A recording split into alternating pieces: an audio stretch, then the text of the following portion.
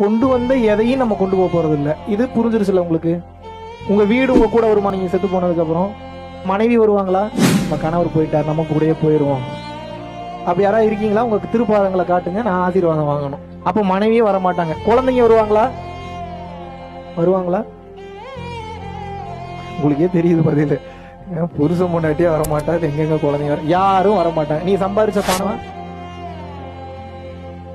எங்க இவ்வளவு நாள் உடல் நினைச்சு வாழ்ந்துட்டு இருந்தீங்களா, அந்த உடலாவது உங்க கூட வருமா? எதுவும் வராதுன்னு தெரிஞ்சு போச்சு இல்ல? இப்ப என்ன புரிஞ்சுக்கணும்? பணமும் வராது, வீடும் வராது, வாசலும் வராது, காதற்ற ஊசியும் வாராது கான் கடை வழிக்கே அப்படின்னு என்ன அர்த்தம்?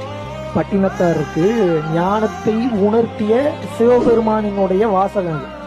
ஊசி பார்த்திருக்கீங்களா? இந்த தப்பாங்கல்ல ஊசி, தைக்கக்கூடிய ஊசிக்கு என்ன இருக்கணும்? நூல் கோர்ப்பதற்கு ஒரு ஓட்டை, அந்த காது என்பது இருக்கணும். அதுதான் காதுன்னு மீன் பண்றேன். ஏசாரணும்.